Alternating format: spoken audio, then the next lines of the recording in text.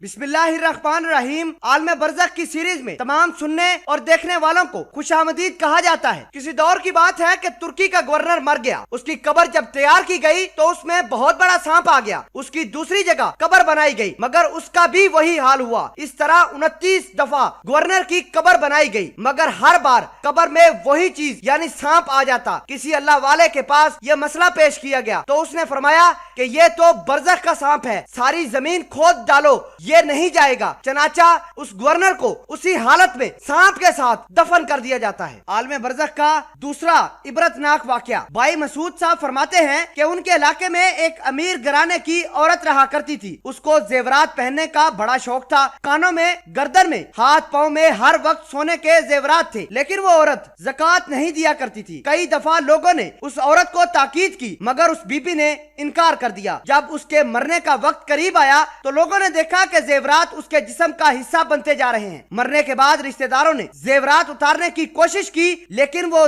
زیورات برابر جسم کے ساتھ چپکے رہے۔ رشتہ داروں نے لاکھ کوشش کی لیکن وہ زیورات برابر اس خاتون کے ساتھ چپکے رہے۔ ایک عالم دین کو بلا کر یہ حالت دکھائی گئی تو اس نے بتایا کہ اے رشتہ داروں، یہ آپ علیحدہ نہیں کر سکتے، بی بی کو زیورات کے ساتھ دفن کرنا ہوگا۔ چنانچہ مجبوراً میں بی بی کو دفن کر دیا گیا۔ بی بی کا لڑکا روزانہ اپنی ماں کی قبر پر جا کر کچھ اصالے ثواب کے لیے پڑھ آتا تھا۔ ایک دن اس نے اندر سے چیخنے کی آواز سنی اور آواز بھی اس کی ماں کی تھی تو لڑکے نے سمجھ لیا کہ اس کی ماں تکلیف پہ ہے۔ چنانچہ اس نے قبر کھولی تو ہیبت ناک منظر دیکھا۔ کیا دیکھتا ہے کہ زیورات سرخ رنگ کے تھے اور آگ کی طرح اس کی ماں کو عذاب پہنچا رہے تھے۔ چنانچہ اس لڑکے نے اپنی ماں کی قبر بند کر کے روتا رہا اور ماں کے لیے اصالے ثواب کرتا رہا۔ عالم برزخ کا تیسرا واقعہ، کشمیر کا واقعہ۔ ایک امیر جماعت جو کہ آزاد کشمیر کے تھے، ان کا کہنا تھا کہ ان کے علاقے میں ایک آدمی کا اکلوتا بیٹا جس سے وہ بہت پیار کرتا تھا، بدقسمتی سے وہ بیمار ہو کر مر گیا تو اس کے باپ کو بڑا صدمہ ہوا اور اعلان کیا کہ وہ اپنے بیٹے سے جدا نہیں ہو سکتا، اس کو اپنے ساتھ ہی ہمیشہ ہمیشہ رکھے گا، دفن نہیں کرے گا۔ چنانچہ لاش جب 3 دن تک گھر میں رکھی گئی تو لاش نے بدبو چھوڑنا شروع کی۔ محلے والے سب اکٹھے ہو گئے تو باپ کی منت سماجت کی کہ بیٹے کو اب زمین کے حوالے کر دے۔ بڑی مشکل سے باپ راضی ہوا مگر شرط باپ نے یہ رکھی کہ قبر کا سائز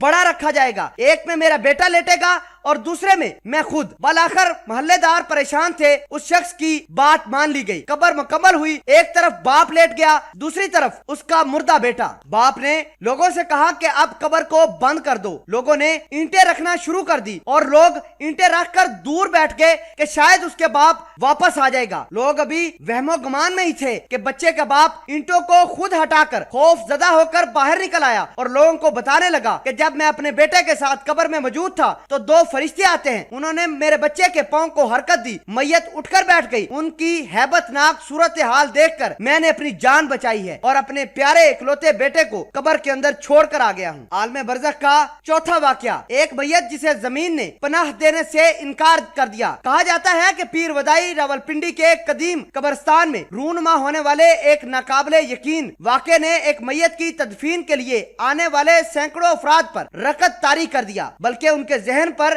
ایک واقعہ بھی نقش کر کے چھوڑ دیا۔ تفصیلات کے مطابق قریبی آبادی میں ایک شخص مر گیا۔ مرحوم کو دفن کرنے کے لیے اہل محلہ اور عزیز و اقارب قبرستان لے گئے۔ میت کو قبرستان لانے سے پہلے قبر کھود دی گئی۔ جو ہی میت کو تدفین کے لیے قبر میں اتارا گیا تو دیکھتے ہی دیکھتے چند سیکنڈ میں قبر کی درمیان والی زمین یوں آپس میں مل گئی جیسے اس کو کبھی کھودا ہی نہ گیا ہو۔ یہ دیکھتے ہی تمام لوگوں پر سکتہ طاری ہو گیا۔ وہاں پر موجود عالم دین نے دوسری قبر کھودنے کا حکم دیا، پھر ویسے ہی ہوا۔ جو ہی میت کو قبر میں اتارا گیا تو لحد والی جگہ دیکھتے ہی دیکھتے آپس میں مل گئی۔ تمام لوگوں نے استغفار کا ورد کرنا شروع کر دیا۔ بعد میں عالم دین کی ہدایت پر دوسری قبر کھودنے کی کوشش کی گئی مگر وہاں پر موجود حاضرین نے ایسا عبرتناک منظر دیکھا جس کی مثال نہیں ملتی۔ کھودنے والی قبر کی جگہ سے سانپ اور بچھو، دوسرے کیڑے مکوڑے یوں نکلنے لگے جیسے چشمے سے پانی ابلتا ہے۔ حیرت کی بات یہ ہے کہ سانپ اور بچھو نے کسی دوسرے کو کچھ نہیں کہا جو وہاں پر موجود تھے۔ میت کو جب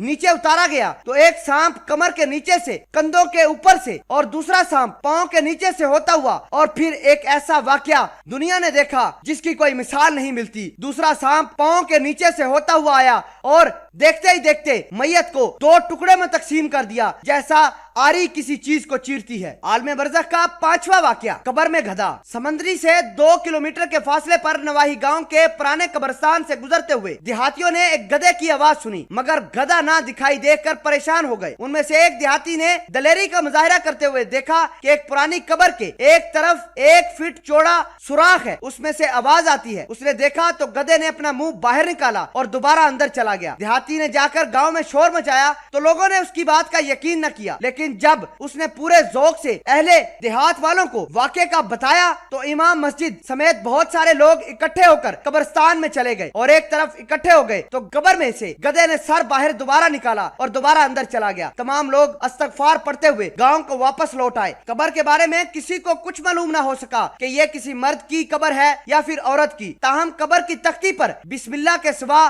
तमाम तहरीरें मिट चुकी थी। अल्लाह पाक इन वाक़यात से सबक हासिल करके मुझे और आपको अमल करने की तौफीक अता फरमाए। और आप अगर हमारे इस जद्दोजहद में शामिल होना चाहते हैं तो हमारे चैनल इस्लामिक वॉइस को सब्सक्राइब करके आप इस जद्दोजहद में शामिल हो सकते हैं। जज़ाकल्लाह।